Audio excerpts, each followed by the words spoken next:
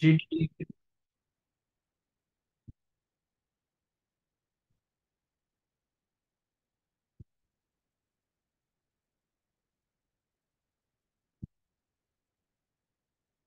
जी ज़रा देख के बताइएगा, स्क्रीन आपको क्लियर है और आवाज़ भी क्लियर है।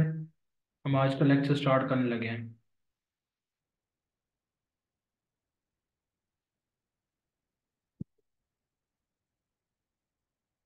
ठीक हो गया। जी आज का जो लेक्चर है ये पाकिस्तान अफेयर से रिलेटेड है, जैसा कल आपको बताया था। और हमने जो पाकिस्तान मूवमेंट है वो कवर कर लिया है। पाक स्टडीज़ का जो सिलेबस है उसके अंदर बुनियादी तौर पर तीन बातें हैं। अगर इसको मैं डिवाइड करूं तो पहला इसमें जो फेज है वो ये है कि आप इसमें जो पाकिस्तान मूवमेंट है उसका बैकग्राउंड, उसका जो पस मंज़र है उसको आप जानने की कोशिश करते हैं। और वो टाइम फ्रेम है 1600 से लेकर 1857 तक। ये पाकिस्तान मूवमेंट का पस मंज़र है। इसके अंदर बताया गया है कि कैसे ईस्ट इंडिया कंपनी जो है ना वो जो यहाँ के रूलर्स होते हैं इंडिया के, उनको डिफीट करती है। और डिफीट करते करते एक टाइम आता है 1857 के अंदर कि वो पूरे भारत पे, तकरीबन पूरे भारत पर काबज हो जाती है। तो ये पाकिस्तान मूवमेंट का बैकग्राउंड है, या इसको कहें कि जो तहरीक पाकिस्तान का जो पस मंज़र है वो ये है। तो ये पाकिस्तान स्टडीज़ जो कि पीपीएससी, एफपीएससी, एनटीएस, एसपीएससी तमाम सब्जेक्ट्स में जो आपसे सवाल पाक स्टडी से रिलेटेड पूछे जाते हैं, तो उसमें ये इरा भी इंक्लूडेड है। फिर दूसरा इरा है जो पाकिस्तान मूवमेंट के नाम से है, और वो 1857 से लेकर 1947 तक का इरा है।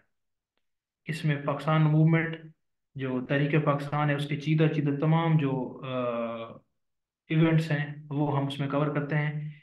साथ साथ हम इसमें कॉन्स्टिट्यूशनल जो फ्रेमवर्क दिया है यहाँ पे गोरे ने, उसको तमाम को हम इन डिटेल रिफॉर्म्स के तरीके से, फिर मुस्लिम्स लीग, कांग्रेस, इन तमाम डायनामिक्स को देखते हैं। फिर तीसरा जो इसका फेज है पाक स्टडीज का, वो है पाकिस्तान अफेयर के नाम से। पाकिस्तान अफेयर का मतलब ये है कि जब पाकिस्तान बन गया है, अब पाकिस्तान बनने से लेकर आज तक इस ये जो किता अराजी है, ये जो मुकद्दस किता किता ज़मीनी किता अल्लाह ने हमें दिया है, तो इसके साथ कौन से वाकयात हुए हैं, इस पे क्या कुछ हुआ है। तो 1947 से लेकर 2024 तक, यानी आज तक जो अफेयर्स हैं उसको हम पाकिस्तान अफेयर कहते हैं। इसके अंदर जो भी इवेंट्स हुए हैं इसको हम देखते हैं। तो ये तीन जो फेज हैं, ये फेज वन कहें, ये फेज टू कहें, फिर ये फेज थ्री कहें, इन तीन फेजेस को मिला के हमारी जो पाकिस्तान कहानी है वो मुकम्मल होती है। पाकिस्तान कहानी। तो ये पाकिस्तान कहानी जो है ना, जो हम हमारा कमरा है, और इसकी जो असल में ये रूम जो पीपीएससी इसको नाम देता है वो कहता है पाकिस्तान स्टडीज।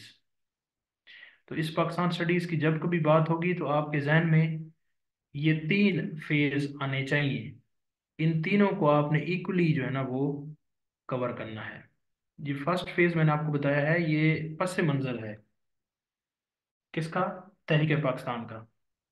तहरीक पाकिस्तान का पस मंजर है, या तहरीक पाकिस्तान का जो बैकग्राउंड है वो ये है। आप इसको बैकग्राउंड कह सकते हैं, बैकग्राउंड ऑफ पाकिस्तान मूवमेंट। और इसको पाकिस्तान मूवमेंट कहें, इसको पोस्ट पाकिस्तान मूवमेंट भी कह सकते हैं, पोस्ट पार्टीशन भी कह सकते हैं, इसको प्री पार्टीशन भी कह सकते हैं, डिफरेंट नाम दे सकते हैं। लेकिन ये आप इसको एयर वाइज देखेंगे तो ये ज़्यादा क्लियर हो जाएगा। ठीक हो गया। जी ये पूरा हॉल है, आप हॉल समझ लें, पूरी बिल्डिंग समझ लें, पूरा घर समझ लें। ठीक है। तो ये है पूरा जहान है ना। अब देखा पाक स्टडीज के अंदर लोग पीएचडी करते हैं, और कितना वास्ट सब्जेक्ट है। तो हमने और वो उनकी जो डोमेन होती है ना, वो यही डोमेन होती है, वो 1600 से लेकर 2024 तक ही की बात करते हैं, इससे बाहर वो भी नहीं जाते। लेकिन लाजमी बात है वो फिर एक एक इवेंट को मजीद इन डिटेल देख रहे होते हैं। मिसाल के तौर पर यहाँ तो हमने एक बर्ड्स आई व्यू लिया है ना। हमने कहा कि जनाब 1600 में ईस्ट इंडिया कंपनी आ गई, फिर ईस्ट इंडिया कंपनी थी क्या, उसमें कैसे एडमिनिस्ट्रेशन होती थी, कितने लोग होते थे, कौन था, ये था। तो एक चीज की वो खाल उतारने वाला काम है। ठीक है, एक वो कहते हैं ना बाल की खाल उतारना। तो बाल की खाल उतारने वाले जो इवेंट्स किस में करते हैं, वो तब करते हैं जिन्होंने पीएचडी करनी होती है। ठीक है।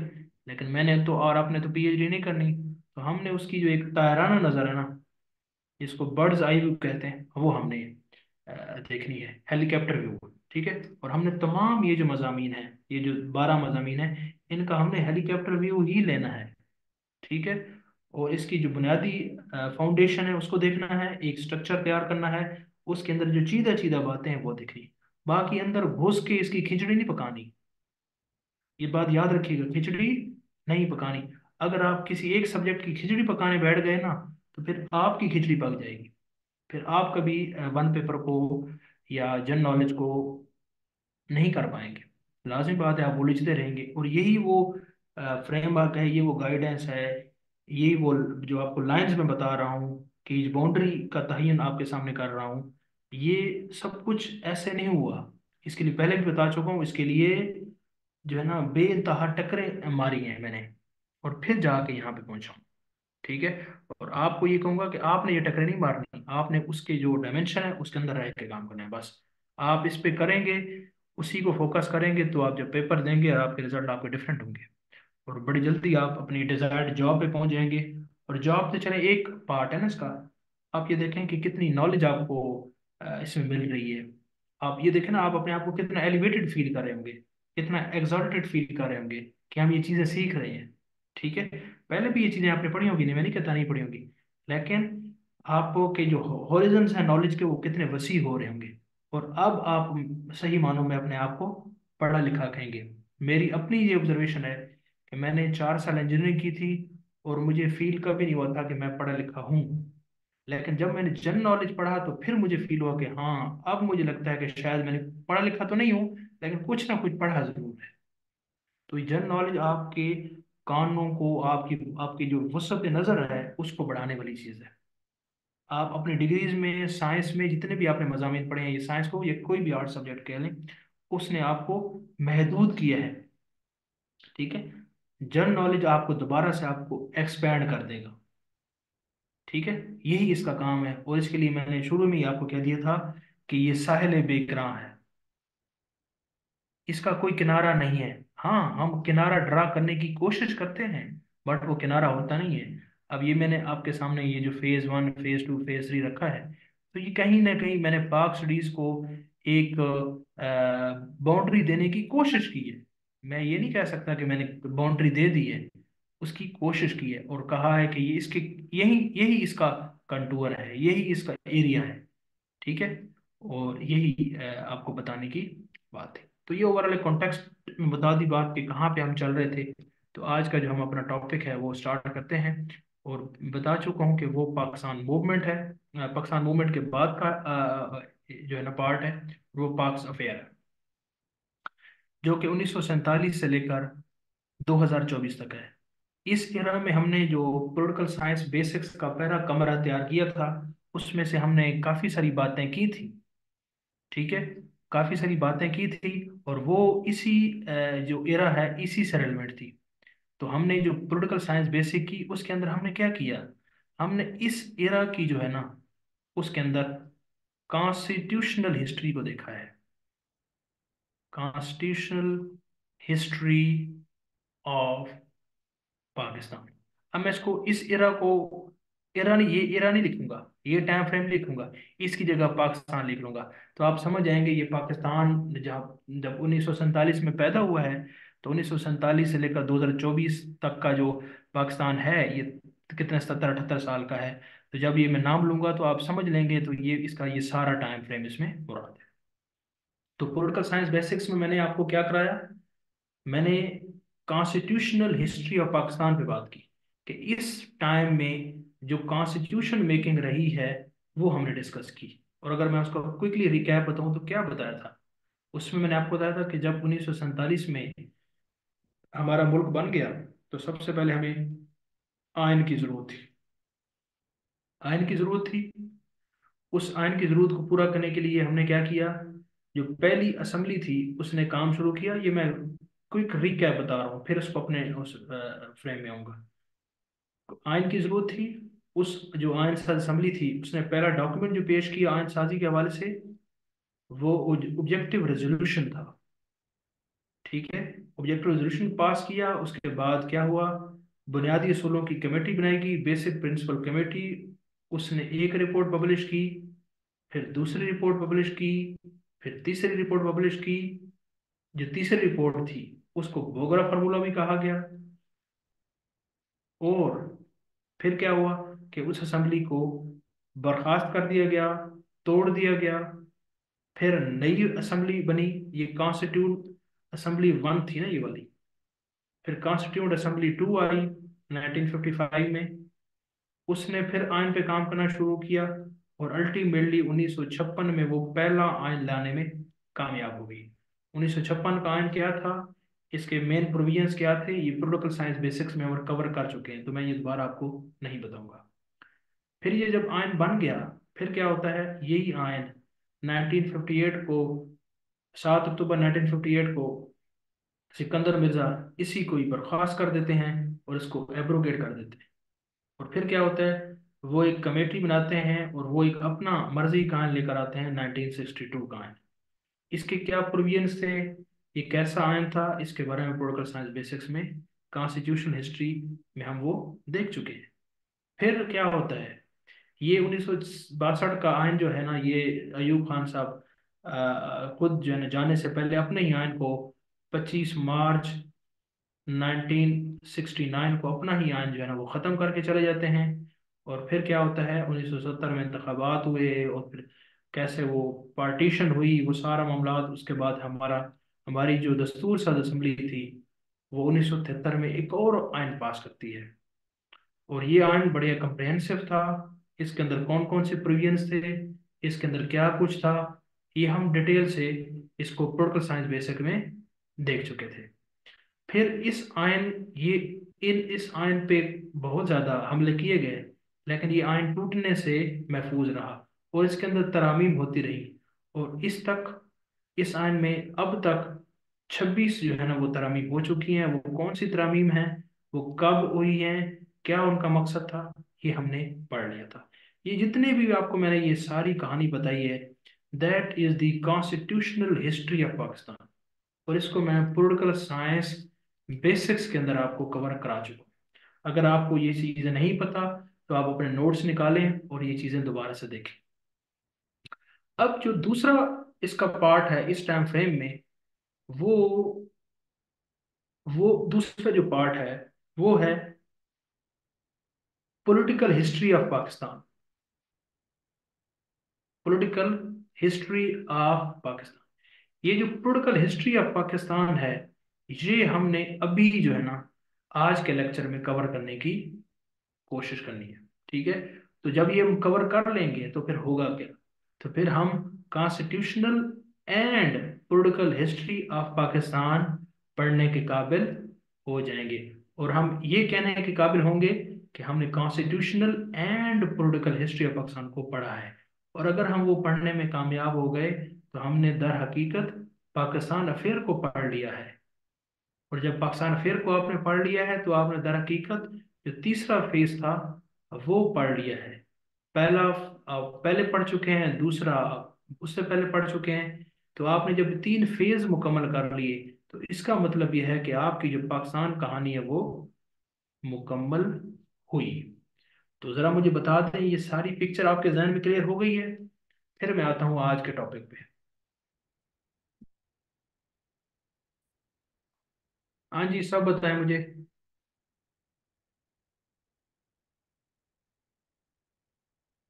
ठीक हो गया। देखें कितने प्यार से और कितनी कोशिश से एक कहानी के सूरत में ये सारी चीजें पेश की जाती हैं।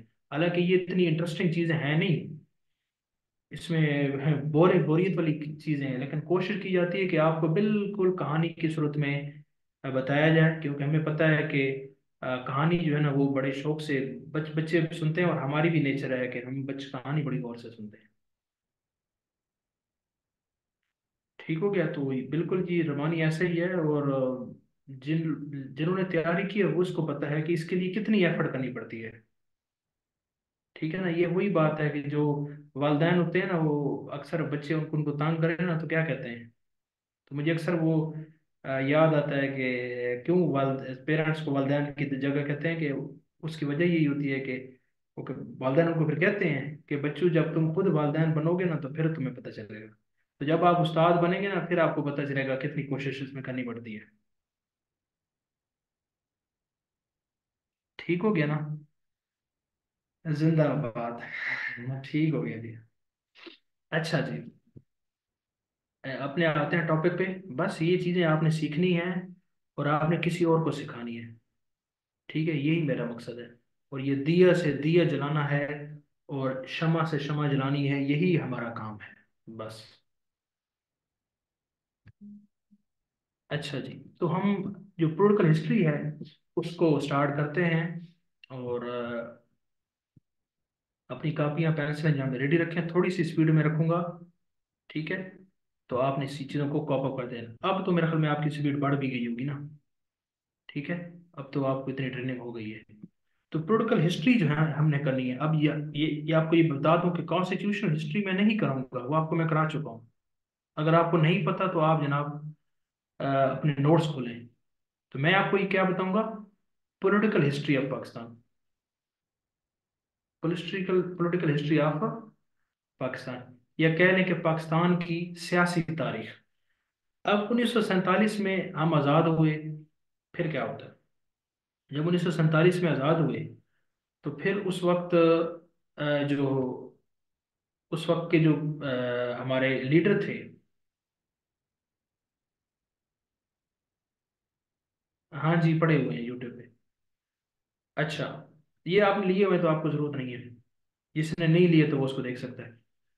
अब पॉलिटिकल हिस्ट्री में क्या आता है, जब 1947 में हम आज़ाद हुए तो हमारे जो फाउंडर थे जिनका नाम है कायद आज़म मोहम्मद अली जिन्ना। ठीक है, तो उस वक्त जो हमारा मुल्क बना, तो बता चुका हूँ कि उस वक्त हमारा आयन नहीं था। और हमने अबूरी आयन किसको माना था, 1935 का जो एक्ट था इसको अबूरी आयन मान दिया। अबूरी का मतलब यह है आरजी आयन, कि जब तक हम अपना आयन नहीं बनाते तो हम इसको अपना आयन के तौर पे रखेंगे। और इसके तहत ही आप स्टेट का निज़ाम चलाएंगे। जब हमारा अपना आयन आ जाएगा तो फिर हम इसको साइड पे कर देंगे। तो इस आयन में जो सबसे ताकतवर तरीन ओहदा था वो किसका था, गवर्नर जनरल का था। तो लाजमी सी बात है कि ताकतवर तरीन ओहदा हमने फाउंडर को ही देना था। तो जो पहले हमारे गवर्नर जनरल हैं पाकिस्तान के बनते हैं, वो बनते हैं जनाब कायद आज़म मोहम्मद अली जिन्ना। ये पहले फाउंडर बन जाते हैं। फाउंडर क्या बने थे, गवर्नर जनरल बन जाते हैं। और अपने साथ ये जो पीएम है वो लियाकत अली खान साहब को नॉमिनेट करते हैं। ठीक है, और बता चुका हूँ कि जो असम्बली 1945-46 के इंतखाबात जीत के आई थी, उसी में से ही हमारी कॉन्स्टिट्यूशन असम्बली बनी। और जो कि 69 मेंबर्स की थी। फिर उसमें 10 मेंबर बाद में और ऐड हो गए, तो ये 79 मेंबर्स की असम्बली हो गई। ये पहले गवर्नर जनरल थे, इसके बाद ये पीएम। और ये जो पीएम होता है, प्राइम मिनिस्टर होता है, इसके साथ इसकी काबीना भी होती है। तो काबीना भी बनाई गई। और कौन सी काबीना थी, अब ये पहले मैं आपको ये एक चीज बता चुका हूँ कि जो इंटरिम गवर्नमेंट बनी थी, वो काबीना आपको मैंने ग्रुप के अंदर शेयर की हुई है। उसके बताए हुए आपको कि कौन कौन से पोर्टफोलियो किसकी वजह से। तो इस ये जो काबीना थी इसके अंदर क्या पोर्टफोलियो थे, वो काबीना और ये काबीना आपको बड़ी फिंगर टिप्स होनी चाहिए। ये एग्जामिनर को बड़ी पसंद है और वो इसमें से लाजमी जनाब सवाल पूछते हैं। तो इसके मैं आपको मिनिस्टर्स के नाम आपको बताता हूँ कि ये जो लियाकत अली खान साहब के साथ काबीना थी उसके कौन से मिनिस्टर थे। और ये तमाम के तमाम वो लोग थे जिन्होंने जिनको ये कायद की जो है ना रिकमेंडेशन के साथ है। इसमें जनाब कितने लोग थे, तो जो पहली हमारी काबीना थे उसमें कितने लोग थे? मुस्लिम लीग के 5 लोग थे, ठीक है ना। 5 मुस्लिम लीग के थे और 6 उसके थे कांग्रेस के। तो इस ये जो कैबिनेट थी, ये पाकिस्तान की कैबिनेट है, वो पाकिस्तान की कैबिनेट नहीं थी, वो यूनाइटेड इंडिया की कैबिनेट थी। तो इस कैबिनेट में 6 मेंबर थे। कौन कौन से? उसमें 5 थे, इसमें 6 हैं। पहली बात तो ये पता आपको चल गई। इसमें जो पहला नाम है वो है आई चंद्रीगढ़, ठीक है। आई चंद्रीगढ़, ये उस के अंदर भी कॉमर्स में थे, इसके अंदर भी कॉमर्स में थे, ठीक है। कॉमर्स के साथ इंडस्ट्रीज जो है ना, इंडस्ट्रीज का महकमा वो भी इनको दिया गया। इसके साथ अब्दुल रब निश्तर, ये जनाब क्या थे? वजीर मवासलात थे या कम्युनिकेशन मिनिस्टर थे। तकरीबन तर ये वही मिनिस्ट्रियां सेम ही थी, वो थोड़ा बहुत उसमें फर्क था। इसके बाद गजनफर अली थे। इनको जनाब फूड का और एग्रीकल्चर का कलमदान दिया हुआ था।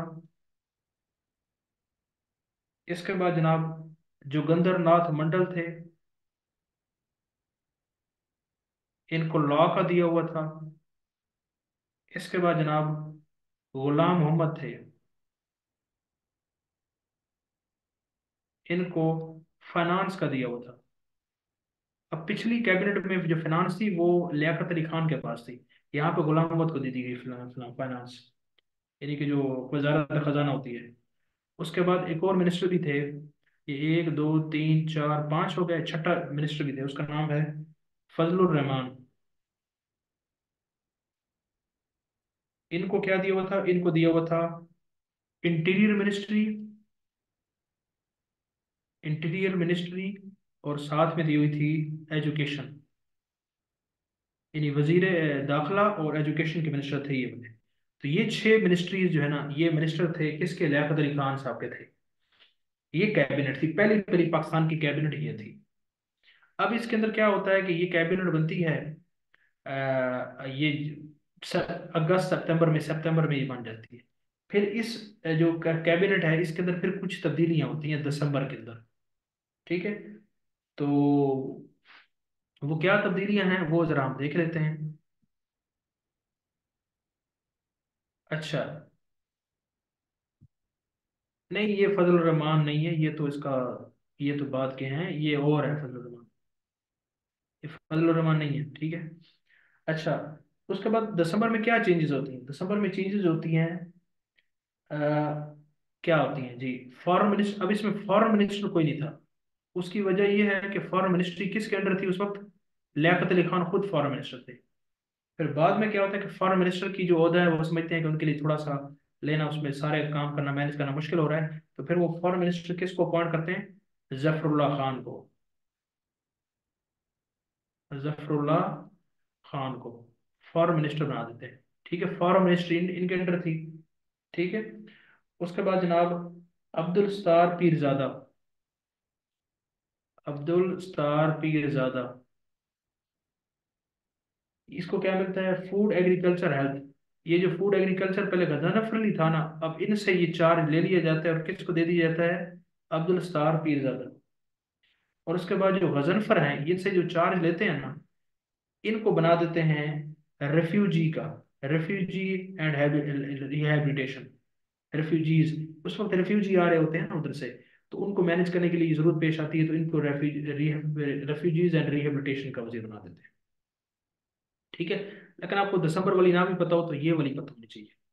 तो ये वो पहली जो कैबिनेट है जो कि लियाकत अली खान के साथ आई थी। अब ये तो हो गई कैबिनेट, और कौन से इंतजामी ओहदे थे वो भी हम देख लेते हैं। और जी इसमें जो अ, एक तो ये तो जो थे ना हमारे, हाँ ये तो हो गया, ठीक है। अब उसके बाद ये याद रखिएगा, उस वक्त जो वायसराय था, जो कि लॉर्ड माउंटबेटन था, ये जो गवर्नर जनरल है, गवर्नर जनरल वायसराय को रिपोर्ट करता था। किसको रिपोर्ट करता था? वायसराय को रिपोर्ट करता था। यानी मतलब ये कि वायसराय अभी 100% गया नहीं था, कुछ कुछ मामलात में जो गवर्नर जनरल है ये वायसराय के साथ उस वक्त भी कंसल्ट करता था। तो इसी वजह से इसको कहते हैं डोमिनियन, डोमिनियन, आपने अक्सर कई टर्म देखे होगी, लिखा होगा डोमिनियन है।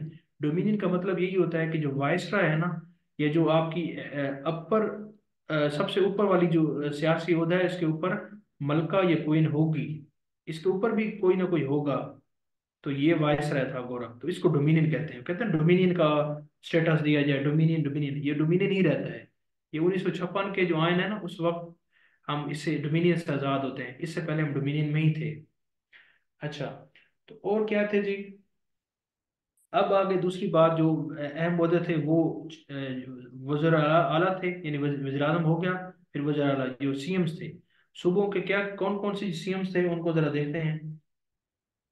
तो जो पंजाब था, अब ये पंजाब जो था ये वेस्ट पंजाब था, ऑब्वियस सी बात है, पंजाब की डिवीजन हो गई थी, वेस्ट पंजाब इधर आया था, ईस्ट पंजाब वहां चला गया था। ठीक है, तो इसका वेस्ट पंजाब, ये पंजाब ही कहते हैं इसको। इनका था जनाब, इसका नाम था मूडी। ठीक है, पंजाबी मूडी होते हैं, रट लें, मूडी।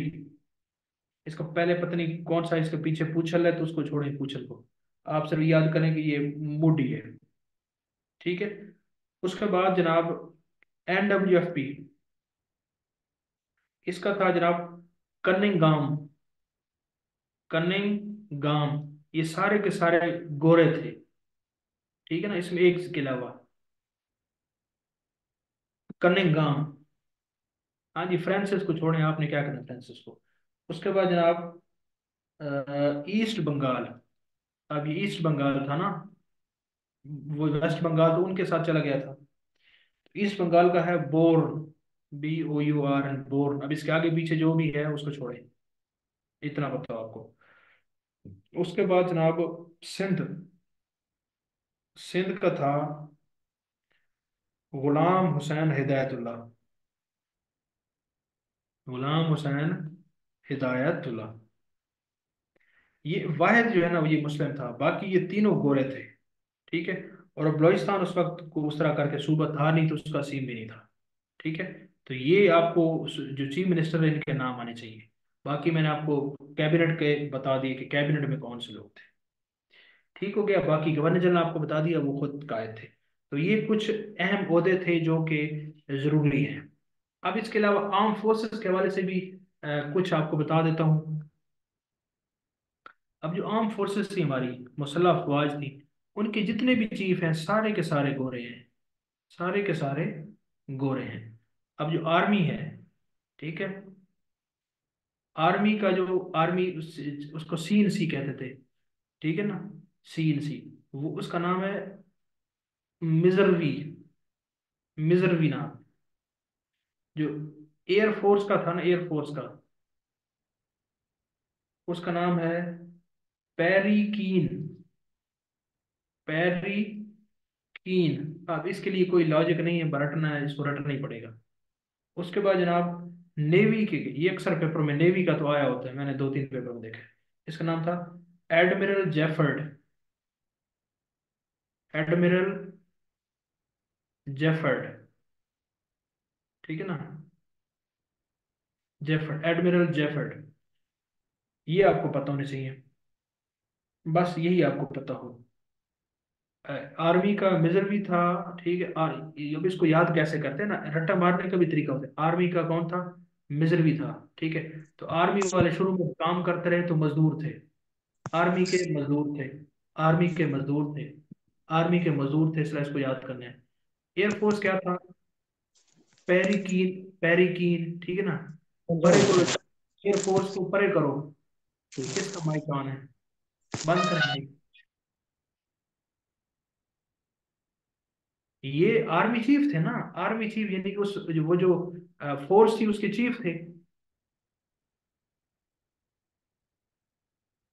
आर्मी चीफ कह रहा हूँ, इनको कहते थे उस वक्त CNC। ठीक है ना, commander in chief, commander in chief, इनको CEC, आज का आर्मी चीफ कह लें।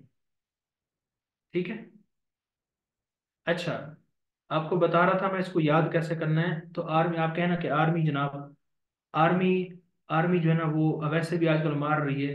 आर्मी मारती है मिजरवी, आर्मी मारती है मिजरवी, और बंदे की जो हालत है वो मिजरेबल हो जाती है, बंदे की हालत मिजरेबल हो जाती है, इस तरह याद कर ले। एयरफोर्स, एयरफोर्स को परे करो, एयरफोर्स को परे करो।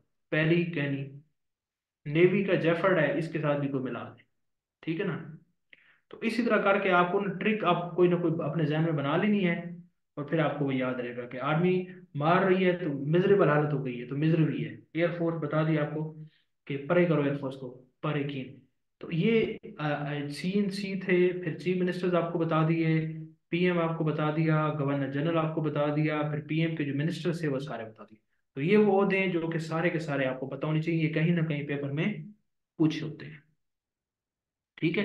ये पॉलिटिकल हिस्ट्री है, इसमें ओहदे शोदे ये सारी चीजें हमने देखनी है। ठीक हो गया। अब जरा मुझे बताएं, यहाँ तक चीजें क्लियर हो गई हैं, फिर हम आगे चलते हैं। हाँ जी। ठीक हो गया। अब क्या होता है जी। अब ये तो बुनियादी ओहदे थे जो कि हमने देख लिए। अब 1947 के बाद मामला चलते रहे, और हमने देखा कि वो जो पहली आइन साज की कमेटी बनाई गई थी, ठीक है, उसने वो सारा मैं बता चुका हूँ, ऑब्जेक्टिव रेजोल्यूशन मैं वो रिपीट नहीं करूंगा। ठीक है। वो सारा आप पढ़ चुके हैं। नहीं नहीं, आई चंद्रिका हमारा है, ये माइनॉरिटी का था। इस माइनॉरिटी कह रहा हूँ कि ये इधर का मुस्लिम लीग का था। आई चंद्रीगढ़ हमारा PM भी रहा है, बाद में आएगा। अच्छा। तो ये फिर 1947 से ये मिनिस्ट्रीज हो गई, इन्होंने अपना काम शुरू कर दिया। और फिर क्या होता है कि 1947 को जो असेंबली होती है जो कि 69 मेंबर्स की होती है, उसमें फिर बाद में 79 की हो जाती है। इसकी एक कमेटी बनाई जाती है जो कि 24 मेंबरों की है। ठीक है। वो कमेटी इस पे काम करना शुरू करती है, और वो बेसिक प्रिंसिपल कमेटी रिपोर्ट पहले 1 पब्लिश होती है, फिर 2 पब्लिश होती है, और उसके बाद फिर 3 पब्लिश होती है। अब ये जो पहली रिपोर्ट है ये 50 में आती है, 1950 में आती है। जो दूसरी रिपोर्ट है ये 1952 में आती है। फिर तीसरी जो रिपोर्ट है ये 1953 में आती है। इसको बोगरा फार्मूला भी कहते हैं।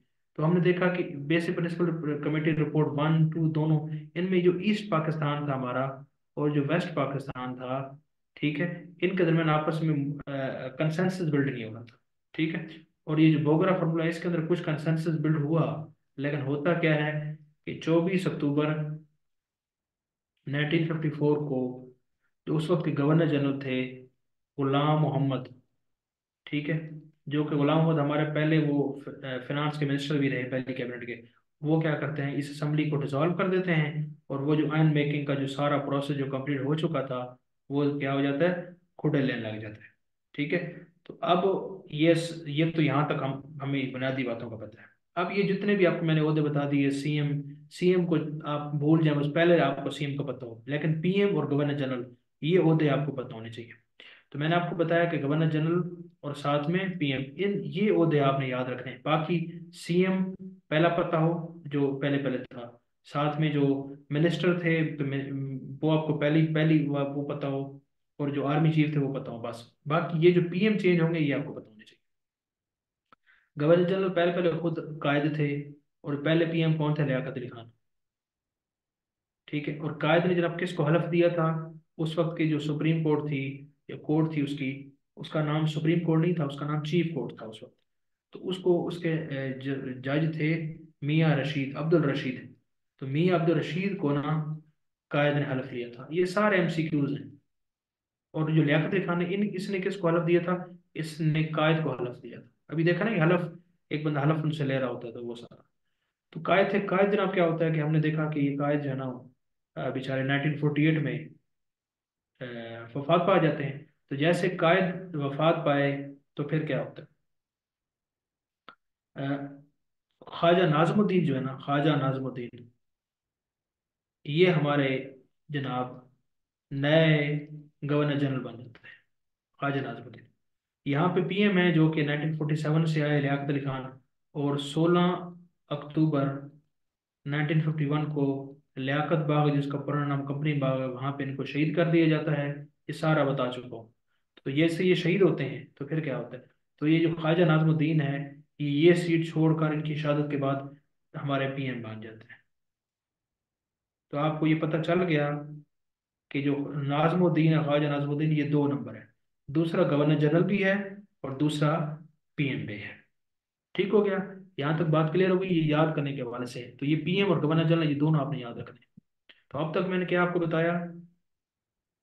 मैंने आपको बताया गवर्नर जनरल और साथ में पीएम। पहला गवर्नर जनरल कौन था? कायद। पहला पीएम कौन था? लियाकत। दूसरा दूसरा पीएम गवर्नर जनरल कौन था? नाजमुद्दीन। और दूसरा पीएम कौन था? नाजमुद्दीन। 2 number, 2 number.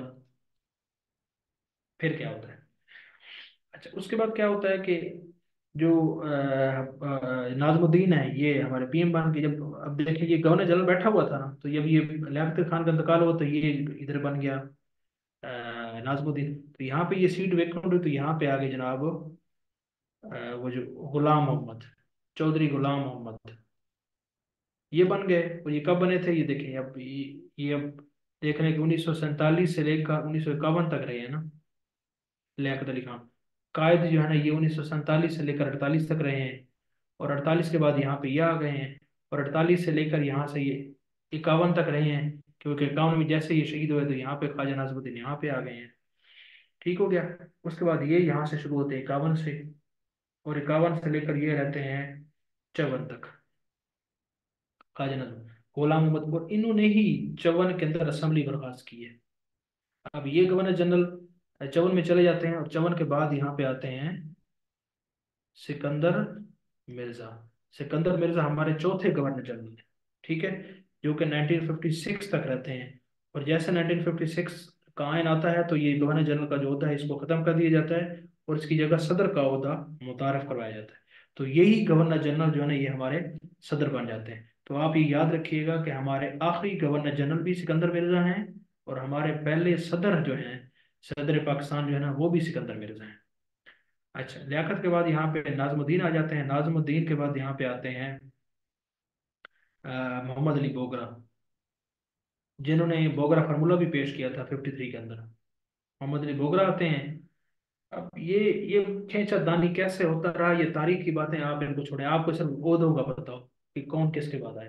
तो मोहम्मद अली बोगरा जो है ना, ये चले जाते हैं। और इसके बाद आते हैं जनाब चौधरी मोहम्मद अली। तो चौधरी मोहम्मद अली, ये इन्हीं की क्यादत में ही हम 56 का आयन बनाते हैं। ठीक है, तो ये भी सवाल आता है कि 56 का आयन जब बना तो मुल्क का वज़ीर आज़म कौन था? तो ये चौधरी मोहम्मद अली थे। ठीक है, ये जब जाते हैं तो इनके बाद आते हैं आई चंद्रीकर। वो जो पहले हमारे मिनिस्टर भी थे, ये वही है। आई चंद्रीकर है, इसका है इब्राहिम इस्माइल चंद्रीकर। तो ये पीएम बनते हैं। ये भी चले जाते हैं। उसके बाद आते हैं जनाब हुसैन शहीद सोहरवर्दी। सोहरवर्दी, इनके ईयर्स जरूरी नहीं है, लेकिन आपको बस आइडिया हो ये कब कब किसको। हुसैन शहीद सोहरवर्दी। इसके बाद ये भी चले जाते हैं। इनके बाद आते हैं जनाब फिरोज खान नून। फिरोज खान नून। और ये 1958 तक रहते हैं, फिरोज खान नून। तो आप यहाँ से देखें। उसके बाद आप देखें कि जी ये कह रहे हैं, ये हो सकता है ये पहले हो सकता है ये हुसैन शहीद पहले हो। आइए इसमें मैं देख भी लेता हूँ, तो ये भी इसके बाद में आया हूँ। ठीक है, तो आप यहाँ से देखें, फिरोज खान नून तक देखें। 1 2 3 4 5 6 7, आपको ये बात पता हो कि जनाब 1947 से लेकर 1958 तक पाकिस्तान के 7 वज़ीर आज़म चेंज हो चुके हैं। हालांकि एक वज़ीर आज़म को 5 साल रहना होता है। तो अब 7 सालों में 5 साल, ये जब सारा मामला हो रहा था ना, तो 1947 से लेकर 1964 तक जो हमारा हमसाया मुल्क जो हमारे साथ आज़ाद हुआ भारत, उसके वज़ीर आज़म का नाम था जवाहरलाल नेहरू। मोतीलाल के बेटा जो था, ये एक ही प्राइम मिनिस्टर यहाँ पे रहा है।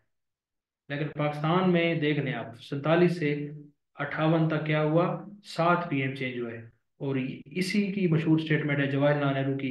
ये कहता है कि मैं तो इतनी धोतियां नहीं बदलता, ये भी डॉक्यूमेंटेड फैक्ट है, ये भी किसी पेपर में आया हुआ था, जितने पाकिस्तानी वजीर आजम बदल लेते हैं। तो सच तो इसने कहा है कि जनाब ये आप देख लें 1947 से लेकर 58 तक माशाल्लाह से 7 प्राइम मिनिस्टर जो है ना वो तब्दील हो गए। तो अब ये आपको प्राइम मिनिस्टर्स का नाम पता होने चाहिए, कौन किसके बाद आया, ये पता होना चाहिए। ये कहीं ना कहीं सारे जो है ना कहीं वो आपसे पेपर में पूछ रहे थे। और एक इंटरव्यू में उसने मुझसे कहा था कि पाकिस्तान के पहले 4 वज़ीर आज़म के नाम बताएं, अब यहीं से अंदाजा लगाएं। ठीक है। तो उन्होंने मुझसे पहले 4 के, तो मैंने उसको जल्दी जल्दी से बताया। फिर उसने गवर्नर जनरल के नाम पूछे, तो ये भी पूछ लेते हैं। ठीक है, वो ये समझते हैं कि ये बुनियादी सवाल आते हैं, बेसिक सवाल आते हैं, ये आपको आने चाहिए। तो 58 तक ये जनाब प्राइम मिनिस्टर का जो है ये इसी तरह जनाब हिचकोले खाता रहा। और इसमें एक डिस्टर्बेंस रहती है। ठीक है। हाँ, ये बात मैं अभी ये दोबारा चेक की है, ये हुसैन शहीद सरवदी पहले आते हैं, आई चंडीगढ़ बाद में आते हैं। ठीक है, तो ये इसको देख लें आप। ठीक है, हुसैन शहीद सरवदी पहले आते हैं। ठीक है, ये याद कर लेना, हुसैन शहीद। तो ये शहीद को शहादत का शौकीन होते हैं ना, तो भाग के आते हैं पहले, तो ये पहले आ जाते हैं। फिर आई जो है ना बाद, आई तो है, आए और गए। तो कुछ दिन बेचारे रहे हैं। तो ये 1958 तक इस हिसाब से मामला चलते रहे। अब क्या होता है, आगे क्या होता है, तो जहां तक मुझे बता दें कि ये चीजें सारी क्लियर हो गई हैं, फिर हम आगे चलते हैं। आज सही हेलीकॉप्टर व्यू है, हम खींच के रखेंगे, चीजों को जल्दी जल्दी कवर करेंगे। इनकी कहानियां लंबी लंबी नहीं पढ़ेंगे हम।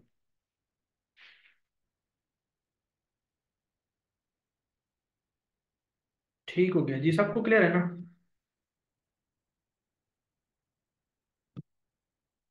ठीक हो गया। अच्छा जी। जी, सदर तो अभी आए नहीं है ना, सदर तो एक ही आया है, सिकंदर मिर्जा बस। सदर आएंगे तो वो भी हम कर लेंगे। अच्छा, अब 58 तक आपके सामने हो गया। 1958 आ जाता है, 58 तक जनाब पाकिस्तान के 7 PM बदल गए हैं, 4 गवर्नर जनरल बदल गए हैं, और हमारा पहला भी सदर भी आ चुका है जिसका नाम है सिकंदर मिर्जा।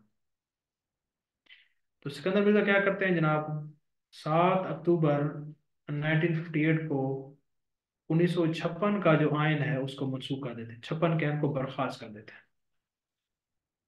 कौन करता है? सिकंदर मिर्जा करता है। और 1956 का है जिसके तहत ये जनाब पहले सदर थे। और उसके बाद जनाब क्या होता है कि बाद में ये बर्खास्त कर देते हैं, और मुल्क में मार्शल, असल में ये मार्शल लॉ लगाते हैं, मार्शल लॉ लगाते हैं। तो ये मार्शल लगा लेते हैं जनाब, पावर आ जाती है अयूब के पास। और अयूब खान साहब जनाब 1960 के अंदर मुल्क के जनाब दूसरे सदर अपने आप को नॉमिनेट करवा लेते हैं। कोई इलेक्शन नहीं होता, बस जोर जबरदस्ती से सदर बन जाते हैं, तो दूसरा सदर बन गया ना। अब यहाँ पे गवर्नर जनरल जैसे सिकंदर मिर्जा साइड पे हुआ, तो गवर्नर जनरल का ओहदा तो खत्म हो चुका था, तो गवर्नर जनरल खत्म हो गया। अब बात हो गई यहाँ पे PM, अब सदर और PM इनकी कहानी होगी। अब गवर्नर जनरल तो खत्म हो गया। तो फिरोज खान नून साहब थे। तो फिरोज खान नून जो है ना, वो भी कुछ अर्सा रहे, और उनको भी फारिग कर दिया गया। फिरोज खान नून का एक ही अच्छा काम ये है कि उनके टाइम में जनाब हमने ये जो गवादर पोर्ट है ना, गवादर की जो बंदरगाह, ये हमारे अपनी नहीं थी। ये हमने जो कंट्री है ओमान, ओमान उससे खरीदी है 1958 के अंदर। 1958 में हमने गवादर की जो पोर्ट है, ये हमने ओमान से खरीदी है 58 में। और ये फिरोज खान नून का इसमें बड़ी कॉपरेशन होती है। तो ये भी अक्सर पेपरों में सवाल पूछा होता है।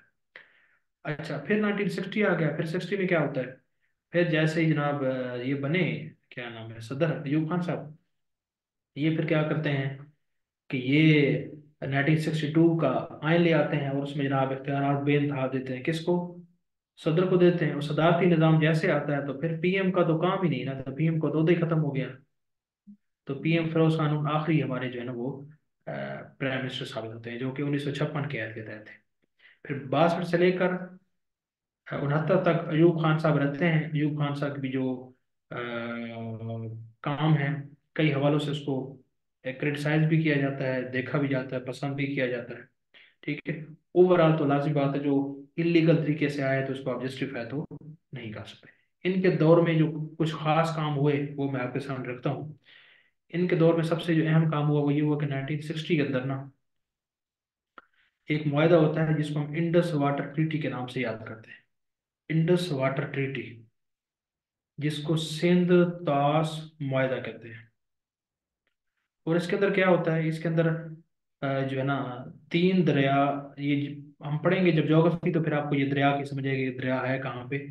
तीन दरिया जो वेस्टर्न होते हैं ना, वेस्ट साइड वाले, ये पाकिस्तान के हवाले कर दिए जाते हैं।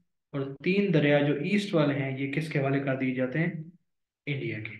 वेस्टर्न जो दरिया जो पाकिस्तान के हवाले किए जाते हैं वो कौन से होते हैं? वो होते हैं इंडस, चनाब और झेलम। इंडस, चनाब और झेलम। और इंडिया के हवाले कर दिए जाते हैं वो कौन से होते हैं? वो होते हैं ब्यास, सतलज और रावी।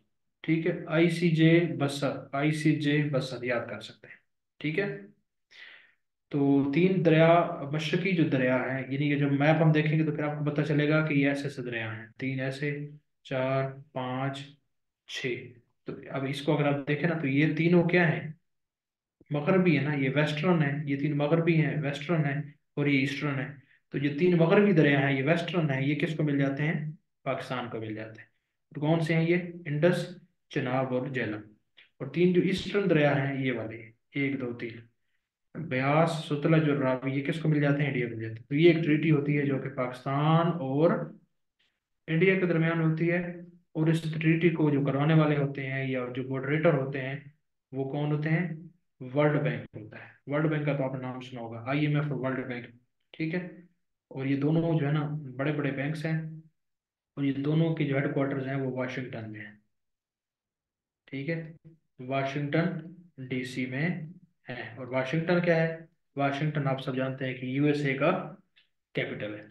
अच्छा, तो ये सिंतास माहदा एक अच्छा माहदा भी समझा जाता है, लोग इसको क्रिटिसाइज भी करते हैं। ये अयूब खान साहब के दौर में होता है।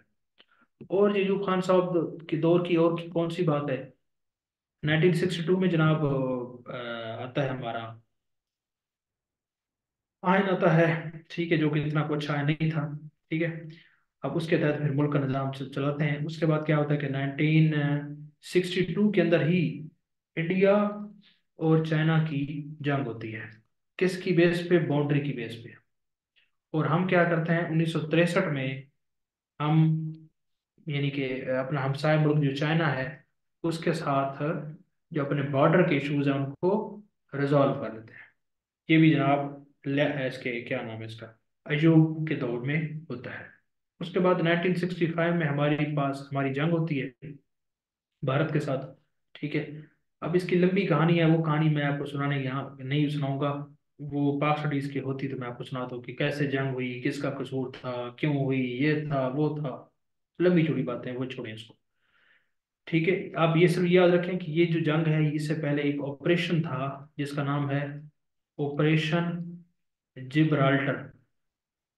ठीक है। ये ऑपरेशन जिब्राल्टर जो है ना, ये अयूब खान साहब ने शुरू किया था कश्मीर के अंदर, मकबूजा कश्मीर के अंदर। उसी के नतीजे में ये 1965 की जंग होती है। बस इतना ही पता आपको। तो इस जंग में क्या होता है कि जनाब ये जंग 17 दिन जारी रहती है। और इसमें आखिरकार हम कहते हैं हम जीत गए हैं, वो कहते हैं, भारत कहता है हम जीत गए हैं। तो जीता कौन है? तो ये फिर तारीख पढ़ें तो फिर मुख्तलिफ किस्म के वाक़यात सामने आते हैं। तो फिर हम शर्मिंदा हो जाते हैं। तो वो फिर आपको मैं शर्मिंदा नहीं करूंगा, छोड़ें इस बात को। यही समझे कि 1965 की जंग हम जीत गए। 17 जंग रहती है। इसमें जनाब एक हमारे जहाज उड़ाने वाले होते हैं, उसका नाम होता है MM आलम। ठीक है। वो 1 मिनट में 5 जो है ना त्यारे गिराते हैं। ठीक है।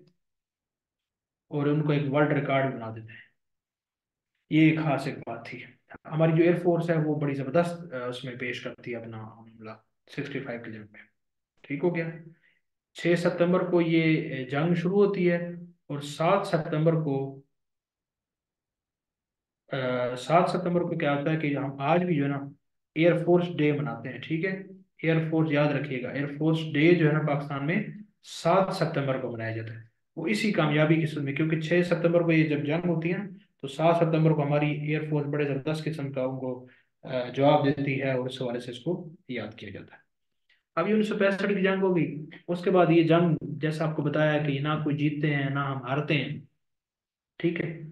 तो इस जंग के बाद क्या होता है, ये जंग में दोनों का नुकसान होता है, भारत का भी नुकसान होता है। ठीक है।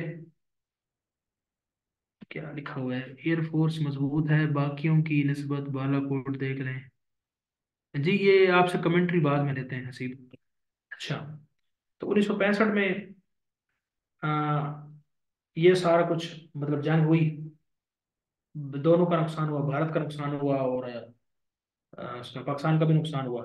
फिर इस जंग को ख़त्म करवाने के लिए जनाब एक मुआहदा हुआ 1966 के अंदर, 10 जनवरी 1966 के अंदर एक मुआहदा हुआ है, जिसको मुआहदा ताशकंद कहते हैं, ताशकंद। ठीक है, मुआहदा ताशकंद हुआ 1966 में हुआ, और ये जंग बंदी के लिए असल में एक मुआहदा था। और ये किसके दरमियान हुआ? ये हमारे सदर जो थे उस वक्त के, अयूब खान, और प्राइम मिनिस्टर थे उनके, उनके क्या नाम है इंडिया के, उनका नाम था लाल बहादुर शास्त्री, लाल बहादुर शास्त्री। उनके दरमियान में ये मुआहदा होता है, ताशकंद डिक्लेरेशन के नाम से भी इसको याद करते हैं, ताशकंद डिक्लेरेशन। ठीक है, ताशकंद हो गया ना डिक्लेरेशन। और ये ताशकंद, ये जो ना उज्बेकिस्तान का कैपिटल है, उज्बेकिस्तान। जब ज्योग्राफी पढ़ेंगे तो फिर आपको पता चलेगा उज्बेकिस्तान कहाँ पे है। सेंट्रल एशियन रिपब्लिक है ये। उज्बेकिस्तान के मकाम पे ये असल में ये जो मुआहदा है ना, ये उस वक्त का जो यूएसएसआर होता है ना, आज का जो रशिया है, ये असल में हमारे दरमियान ये मुआहदा कराता है और जंग बंदी कराता है। ताशकंद डिक्लेरेशन होता है 10 जनवरी 1966 को होता है, अयूब खान साहब और लाल बहादुर शास्त्री करते हैं, और इसके बाद जंग बंदी हो जाती है, जंग खत्म हो जाती है 66 में। उसके बाद जब 1968 में अयूब खान के खिलाफ एक बड़े मुजाहरे होते हैं, पूरे पाकिस्तान के अंदर होते हैं, और तलबा खास तौर पर बड़ा प्रोटेस्ट करते हैं कि ये क्या जनाब, इसकी जनाब रूल है, ये है वो है, इसको भगाओ। ठीक है ना, तो गो अयूब गो के नारे लगते हैं, और इसके साथ अयूब कुत्ता के भी नारे लगते हैं। ठीक है, तारीख के औराक में ये दर्ज है। ठीक है, और बड़ा शदीद किस्म के नारे लगते हैं, लगने भी चाहिए, लाजमी बात है। इसने ये क्यों काबज होके बैठ गया था, इसका काम ही नहीं था ये। खैर, इसने आखिरकार क्या होता है कि 25 मार्च 1969 को ये जो अपना आयन था, ये बना के आया था 1962 का, इस आयन को ये खत्म कर देता है, और खुद क्या कर देता है, ये जो पावर है वो किसको ट्रांसफर कर देता है? जनरल याहिया खान को। अगर ये रिजाइन करता तो उसकी जगह जो कौमी असम्बली का जो स्पीकर था, जो कि ईस्ट पाकिस्तान का एक होता है, वो बन जाना था सदर। लेकिन ये बदनीयत थी इसकी, इसने खुद भी रिजाइन कर दी, इसने कहा और भी इसमें ईस्ट पाकिस्तान का भी कोई बंदा ना आए। तो इसने जनाब अपने ही जनरल को, याहिया खान को पावर दे दी। तो याहिया खान साहब आ जाते हैं पावर में। तो याहिया खान क्या करते हैं कि मुल्क में ये मार्शल लॉ तो लगा हुआ था, लेकिन ये जब 1962 का आयन आया ना, तो जो पहला जो मार्शल लॉ था वो असल में खत्म हो जाता है। ठीक है, अब ये क्या होता है, मौलवी तमीजुद्दीन, मौलवी तमीजुद्दीन को भी हम कर लेते हैं, बात कर लेते हैं। ठीक है, वो मुझे बताइएगा ना, उसको मैं भी करता हूँ। अच्छा, ये खैर कवर कर लें, फिर वो मौलवी तमीजुद्दीन में बात आ जाएगी। अब ये यही खान इसमें आ जाता है, 1970 की बात हो रही है, 1970 तक। अब फिर यही खान क्या करता है, यही खान कहता है कि यार ये जो आपने काम किया ना, ये मुल्क पे कब्जा किया हुआ है, कब्जा माफिया बनाए हुए, तो ऐसे काम नहीं चलेगा। आप इस पे इंतखाबात करवाएं, लोगों को प्रॉपर तरीके से वो वोटिंग करवाएं, और लोगों को मैंडेट चुनने दें। आप क्यों काबिज हो जाते हैं मुल्क के ऊपर? 1967 के अंदर जनाब एक सियासी जमात बनती है, जिसको कहते हैं पाकिस्तान पीपल्स पार्टी। और बनाने वाले कौन होते हैं जनाब? जुल्फकार अली भुट्टो। तो ये बड़े मकबूल होते हैं उस वक्त। और जो ईस्ट पाकिस्तान होता है उसके अंदर एक पार्टी होती है जिसका नाम होता है अवामी लीग, अवामी लीग। तो ये अवामी लीग इसमें बड़ी इन्फ्लुएंशियल होती है, यहाँ पे पीपल्स पार्टी इन्फ्लुएंशियल होती है। तो याहिया खान जो है ना, याहिया खान, उनकी नीयत होती है कि जनाब इंतखाबात कराए जाए, और इसके लिए वो फिर डेट देते हैं, 7 दिसंबर 1970 के अंदर इंतखाबात होते हैं। क्या होते हैं? 7 दिसंबर 1970 में कौमी असम्बली के जनाब इंतखाबात होते हैं। और इंतखाबात में क्या रिजल्ट्स आते हैं? ठीक हो गया, तो वो बड़े एस्टोनिशिंग होते हैं। ठीक है, इससे पहले मैं अच्छी तरह बता चुका हूँ कि ये LFO जो है ना, LFO के तहत इंतखाबात हुए थे। और LFO के बाद जनाब हमारे LFO के तहत जो जुल्फ़िकार अली भुट्टो साहब थे उसको सदर बनाया गया था। ठीक है, फिर बाद में इलेक्शन होता है और सारे मामलात होते हैं, ये पिछली कॉन्स्टिट्यूशनल में मैं डिटेल से बता चुका हूँ। ठीक है, इस इस जो रिजल्ट्स होते हैं, ये जो इलेक्शन होते हैं, ये कहा जाता है कि पाकिस्तान की तारीख के सबसे फेयर जो इलेक्शन है वो यही हुए। और ये पहले आम इंतखाबात है, पहले आम इंतखाब। अब सवाल ये है कि पहले भी तो इंतखाब हुए नहीं थे। 1965 का भी इंतखाब होता है जो अयूब खान और फातिमा जना के दरमियान में होता है, ठीक है, यहाँ पे मैसिव रिगिंग होती है और अयूब खान साहब बड़ी धांधली करके जीत जाते हैं। वो भी तो इंतखाबात थे, लेकिन वो आम इंतखाबात नहीं थे। आम इंतखाब इस वजह से नहीं थे कि उसके अंदर जो आम लोग हैं ना, उन्होंने वोट नहीं दिया था इनको, अयूब को। एक इलेक्टोरल कॉलेज बना था, ये मैं बता चुका हूँ पहले, ठीक है। पब्लिक उस इलेक्टोरल कॉलेज को 80,000 का इलेक्टोरल कॉलेज था, पब्लिक उस 80,000 को वोट देते थे। और वो 80,000 किसको? प्रेसिडेंट को, कौमी असम्बली को, सूबाई असम्बली को मुंतखब करते थे। तो ये इनडायरेक्ट किस्म का इलेक्शन था, आम इंतखाबात इस तरह नहीं थे। तो ये वो इंतखाबात है जिसमें आम लोग सीधे उनको वोट दे रहे थे, एमएनएस को। तो इस इंतखाबात के जो रिजल्ट्स आते हैं वो क्या आते हैं? रिजल्ट्स ये आते हैं कि टोटल जो सीट्स होती हैं कौमी असम्बली की वो तकरीबन 313 होती हैं, रिजर्व्स और माइनॉरिटीज को मिला के। जिसमें से 81 सीट्स जो है ना वो पीपल्स पार्टी जीतती है। और जो 162 सीटें हैं वो अवामी लीग जीत जाती है। अब असूली तौर पे तो लाजमी बात है, जिस पार्टी की सीट ज़्यादा है तो उसी को पावर बनानी चाहिए थी। लेकिन होता क्या है कि याह्या खान भी बदनीयत होते हैं और जुल्फ़िकार भुट्टो ये भी बदनीयत होते हैं। तो दोनों बदनीयती करते हैं और इनको इक़्तिदार हासिल करने नहीं देते। इसका फिर रिजल्ट क्या निकलता है कि बांग्लादेश के अंदर, ये ईस्ट पाकिस्तान के अंदर एक बड़ी तहरीक चलती है। और कहा जाता है कि हमारा जो मैंडेट है वो चोरी किया जा रहा है, हमें अपने हकूक नहीं दिए जा रहे, हमारे लीडर को जनाब प्राइम मिनिस्टर नहीं बने दिए जा रहा। तो बड़ी मैसिव किस्म की मूवमेंट होती है वहाँ पे। तो फिर क्या होता है, भारत भी जो है ना हमारा दुश्मन, वो भी उसके अंदर शामिल हो जाता है। वो जो उनके मुजाहिरीन होते हैं उनको भी जनाब वो असला भी प्रोवाइड करता है, ट्रेनिंग भी देता है, सारा कुछ। तो हमारी जो वहाँ पे फौज होती है ना, उनके ऊपर भी हमला शुरू कर देते हैं। तो फिर क्या होता है, उस वक्त की जो ये होते हैं याह्या खान साहब, ये वहाँ की जो कमांड होती है आर्मी की, उनको कहते हैं कि आप इस पे ऑपरेशन लॉन्च करें। ऑपरेशन लॉन्च करें, जो भी आपको जो रेबल्स हैं, जो भी मुजाहिरीन हैं, उनको जनाब सजा दें और उनको जनाब दबोच लें, ठीक है। तो एक मैसिव किस्म का ऑपरेशन जारी होता है, लेकिन उस ऑपरेशन का कोई रिजल्ट बेहतर नहीं निकलता। और अल्टीमेटली ये होता है कि ये जो अ, हमारी आर्मी है, आर्मी थी इस पाकिस्तान की, उसके ऊपर लोग अटैक करते हैं और अवामी खुद मैसूर हो जाती है। यहाँ से जो सप्लाई थी वेस्ट पाकिस्तान से वेपन्स की, खुराक की, वो भी तकरीबन ख़त्म हो जाती है। और हमारी अवाम जो है ना, ये आर्मी जो है ना, ये यहीं पे मैसूर हो जाती है, ठीक है। और अल्टीमेटली क्या होता है कि हमें सरेंडर करना पड़ जाता है। और 16 दिसंबर 1971 को हमारा जो दाएं बाजू था, ईस्ट पाकिस्तान था, ये हमसे अलग हो जाता है। और अलग जो है ना, इंडिपेंडेंस का, आज़ादी का ऐलान कर देता है। और हम जनाब यहाँ पे ऑपरेशन करवा के और सारे मामला करके आखिर क्या होता है कि अपने पाकिस्तान को तोड़वा बैठते हैं। जब इसको तोड़वा बैठते हैं तो फिर ये खुश होते हैं, जुल्फ़िकार भुट्टो भी खुश होता है, याह्या खान भी खुश होता है कि बहुत अच्छा हो गया, जान छुटी इनसे, ठीक है। अब हम अपनी यहाँ पे हुकूमत बनाएंगे। तो फिर ऐसे ही होता है, यहाँ पे जनाब हुकूमत बनाई जाती है, आर्जी तौर पे सदर बनाया जाता है किसको? जुल्फ़िकार भुट्टो साहब को। तो आर्जी तौर पे सदर बनाया जाता है। दोबारा फिर इनका पीएम का, पीएम के लिए वोटिंग होती है। वही लोग होते हैं जो यहाँ पे 1970 के इलेक्शन में जो जीतते होते हैं ना, अलग से इलेक्शन नहीं होते, इसी यही सदर का इंतखाब करती है और फिर यही वज़ीर आज़म का इंतखाब करती है। तो होता यह है कि जो है प्राइम मिनिस्टर है, ये जुल्फ़िकार अली भुट्टो को 1973 के अंदर चुन लिया जाता है। फिर यही लोग जो 1970 के इंतखाबात जीत कर आते हैं, ये एक नया आयन बनाते हैं। जो आयन 14 अगस्त 1973 को इन्फोर्स कर दिया जाता है, लागू कर दिया जाता है। इस आयन को हम डिटेल से पढ़ चुके हैं। तो आज तक मेरे ख्याल में यहाँ तक काफ़ी है। फिर हम कल से इसको 73 से लेकर 2024 तक जाने की कोशिश करेंगे।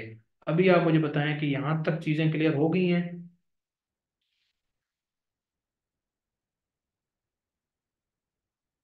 बताइए जी। मैं ज़रा स्पीड स्पीड से जा रहा हूँ, उसकी वजह ये कि ये चीज़ें हमने पहले कवर भी की हैं और उनकी डिटेल में वैसे जाना भी नहीं है।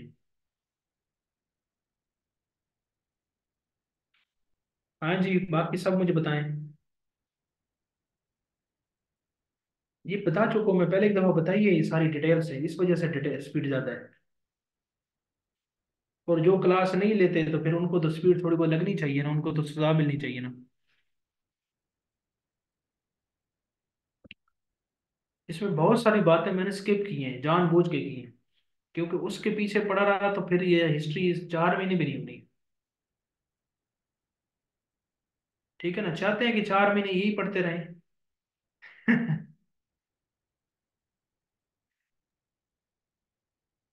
वही ना, इसको इससे फिर ताकि खत्म करें, कोई टेस्ट चेंज करें। LFO stands for legal framework order, जो कि याहिया खान साहब ने 1970 में दिया था। उसके अंदर जो इलेक्शंस होंगे कैसे होंगे उसके बारे में बताया गया था। हुकूमत आगे कैसे बनेगी, स्टेट की कैसे एडमिनिस्ट्रेटर मैटर्स कैसे चलेंगे, ये सारा। ठीक है, दरम्यान में किसी ने मौलवी तमीजुद्दीन केस का पूछा था, वो मैं बता देता हूँ। अच्छा जी। अब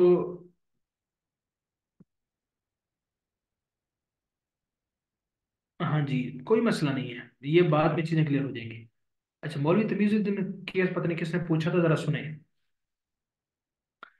होता यह है कि जनाब 24 अक्टूबर 1954 को जो गवर्नर जनरल थे गुलाम मोहम्मद, वो असम्बली को डिसॉल्व कर देते हैं। ठीक हो गया, असम्बली को वो डिसॉल्व करते हैं, गुलाम मोहम्मद करते हैं। नाम देखें कितना प्यारा है और काम देखें। तो ये असम्बली को तोड़ देते हैं। अब ये क्यों तोड़ते हैं, पहली बात तो ये है। ठीक है, ये जमीर ने पूछा तो जमीर फिर सुनो तारीख, आपको है ना जरा, तो इसको सुने फिर। अच्छा, तो ये क्यों तोड़ते हैं, तोड़ते इस वजह से हैं कि 1954 के अंदर इंतखाबात होते हैं। कहाँ पे होते हैं इंतखाबात? होते हैं ईस्ट पाकिस्तान के अंदर, सूबाई इंतखाबात। सूबाई इंतखाबात होते हैं। ठीक है, ईस्ट पाकिस्तान के अंदर होते हैं, जिसके अंदर जो मुस्लिम लीग होती है ना, इसको शिकस्त का सामना करना पड़ता है, ये हार जाती है। ठीक है, इनको शिकस्त का सामना करना पड़ता है। तो ये जो गुलाम मोहम्मद है ना, ये कहता है कि यहाँ पे ये जो आयन साजी कर रही है, ये वो पार्टी कर रही है, मदनी मुस्लिम लीग कर रही है ना, और ये तो यहाँ पे हार गई है। इसका मतलब ये है कि आयन साजी तो वो काम उस पार्टी को करनी चाहिए जो कि लोगों की नुमाइंदा हो। ये तो लोगों की नुमाइंदा है ही नहीं। ठीक है, तो इसी वजह से वो कहता है कि इस असेंबली को बर्खास्त करें। जो वो लॉजिक इस्तेमाल करता है वो ये है। लेकिन यहाँ पे एक और बात भी है।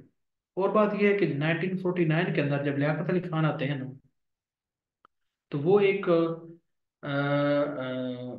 एक्ट पास करते हैं, उसको कहते हैं प्रोडा। प्रोडा, प्रोडा क्या है जी?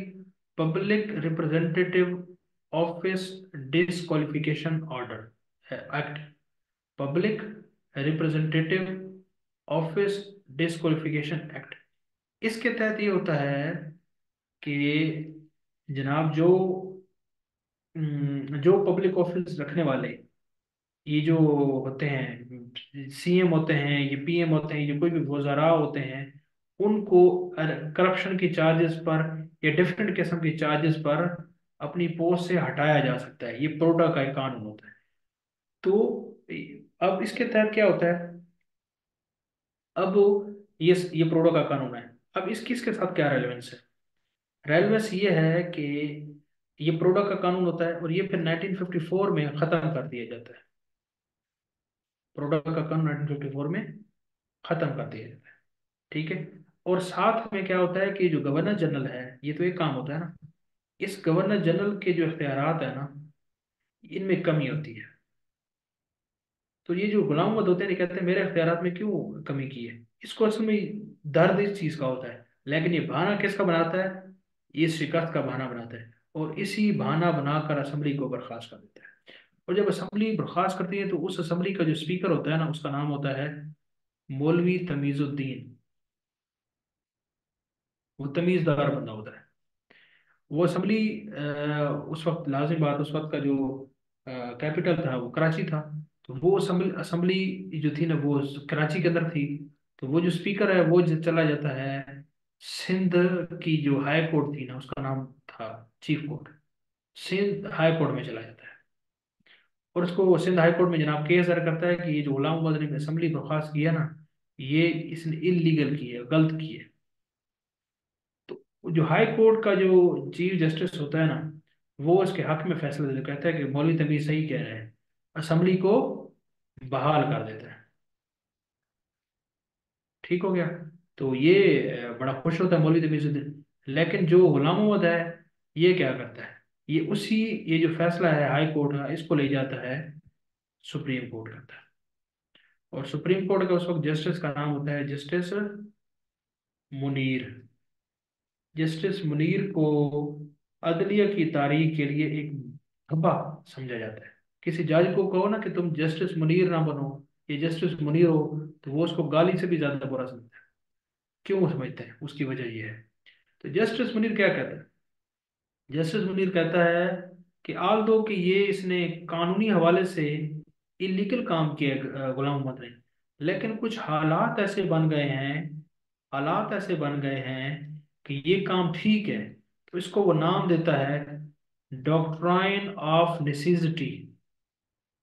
डॉक्ट्राइन ऑफ नेसेसिटी, नजरिया जरूरत, नजरिया जरूरत।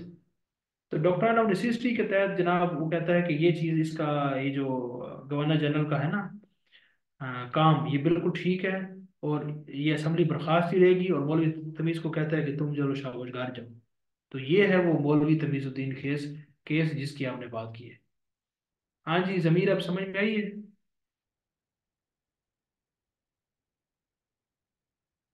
हाँ जी जमीर, जो है ना, चूहा छोड़ के भाग तो नहीं गया।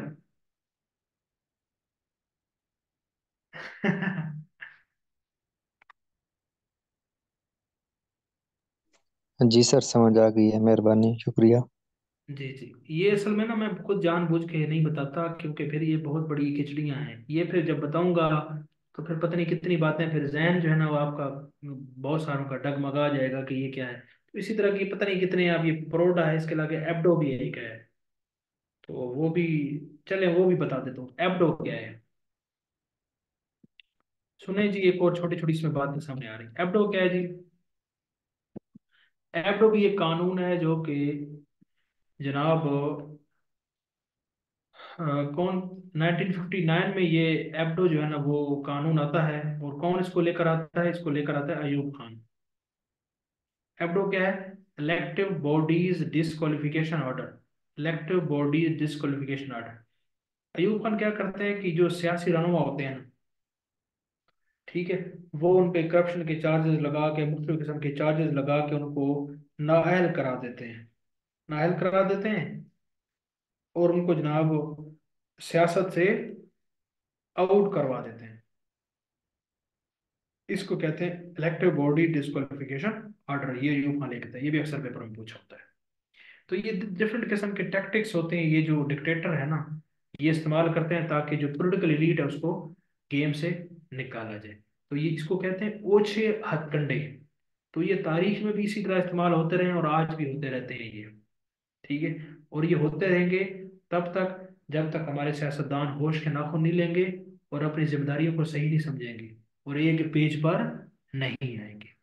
क्योंकि जो उनकी इख्तियारात हैं, जो उनकी सीट है, जब वो अपनी सीट पर नहीं बैठेंगे तो वो कोई और उनकी सीट पर बैठेगा। और पावर तो फिर आपको पता है, वैक्यूम जहाँ पे खाली हो वहां पे आती है। ठीक है। हाँ जी।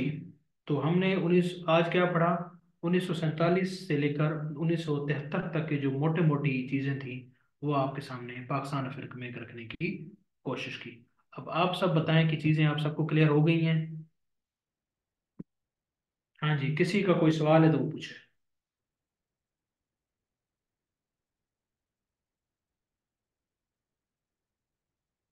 हाँ जी, कोई खिचड़ी समझ में आ रही है कि नहीं आ रही।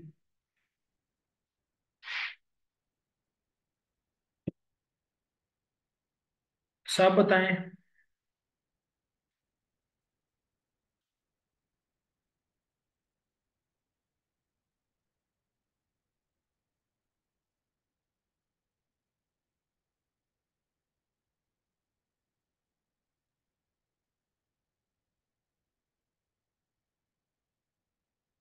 बाकी ये तीन चार को समझ आई, बाकी को समझ नहीं आई।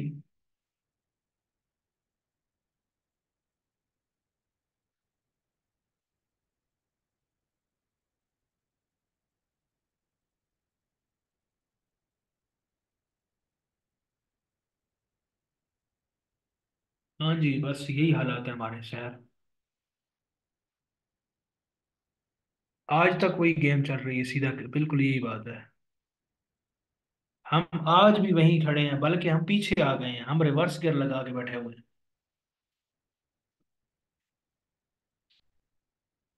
ठीक है ना, यही तो मसला है। जी पाकिस्तान, बस अल्लाह खैर करे।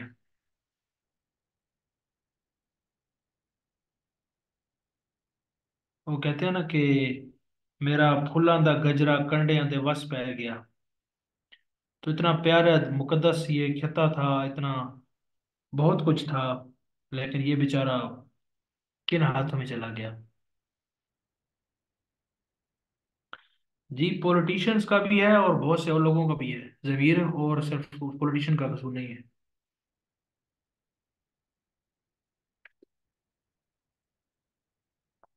जी अल्लाह खैर करे। जी देखिए ना, आप जब अब सारे पढ़े लिखे लोग जब आएंगे इंशाल्लाह ताला, अच्छे अच्छे इदारों में आएंगे, अच्छे अच्छे गवर्नमेंट डिपार्टमेंट्स में आएंगे, तो फिर तब्दीली आएगी ना।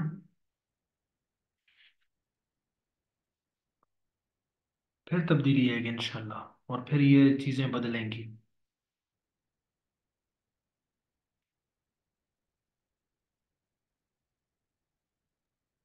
सर, ये जो पार्टीशन ऑफ बंगाल हुई थी, ये हमसे अलग हुआ था बांग्लादेश 1971, 16 दिसंबर। तो सर, ये 16 दिसंबर 2014 में जो वाकया हुआ था एपीएस वाला, ये भी सेम डेट थी ना?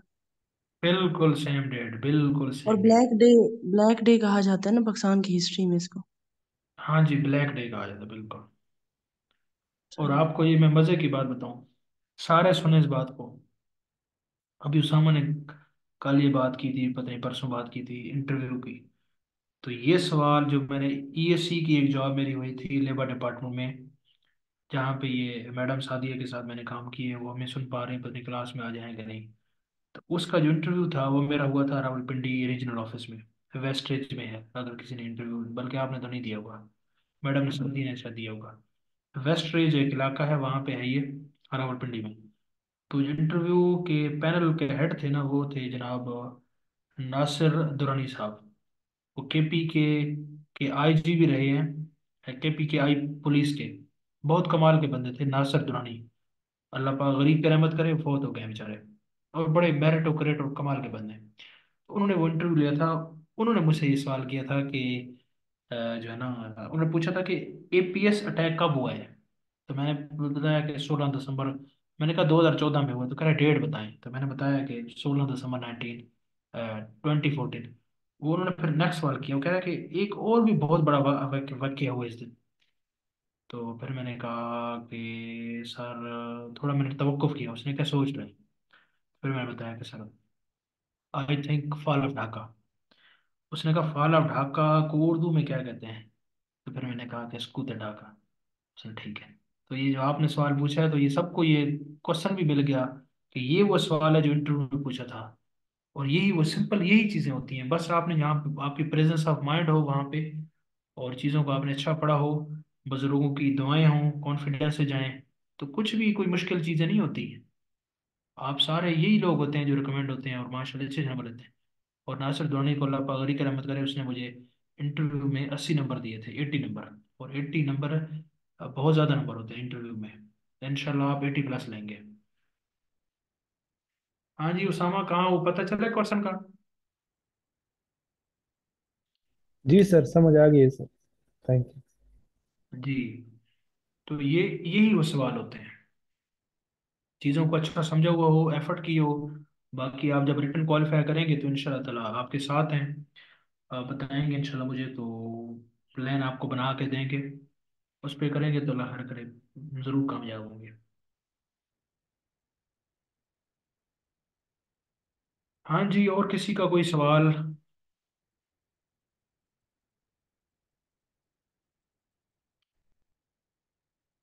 कल इंशाल्लाह हम पाक अफेयर ख़त्म करेंगे, और पाकिस्तान स्टडीज़ का जनाब कला कमा कर देंगे। क्या होता है कला कमा?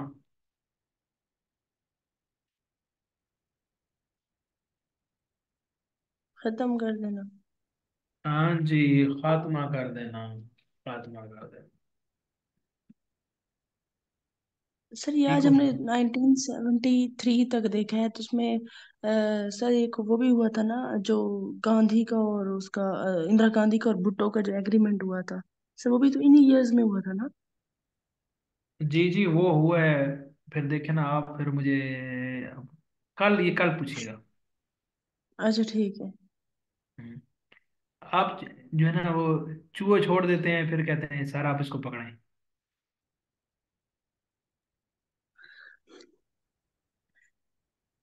Kindly someone create a WhatsApp group so that we may share notes with each other। जी, कर सकते हैं जी। लेकिन अपने नोट्स खुद बनाएं, आपको क्या जरूरत है किसी दूसरे के नोट्स की, जमीर? लगता है आपको अपने नोट्स पे भरोसा नहीं है। सर ये खुद बनाते नहीं है ना, फिर ये गर्ल्स नोट्स अच्छे बनाती हैं ना, फिर उनको ये होता है कि हमें नोट्स दे देंगे, हमें बनाने नहीं पड़ेंगे। लेकिन जो नोट्स नहीं बनाते खुद, वो फिर ऐसे काम नहीं चलता। ये किसने पूछा है? एपीएस इंसिडेंट, एपीएस, एपीएस है आर्मी पब्लिक स्कूल पे जो सान्या हुआ था, पेशावर के अंदर अटैक हुआ था, ये वो अटैक है। वो 16 दिसंबर 2014 को हुआ था। और ये मेरा यूनिवर्सिटी का पहला सेमेस्टर था। डरावना ये दिन था एक।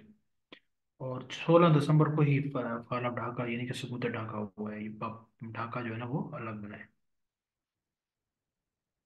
अपने नोट्स खुद बनाए जी। ठीक है, जमीर कहाँ है?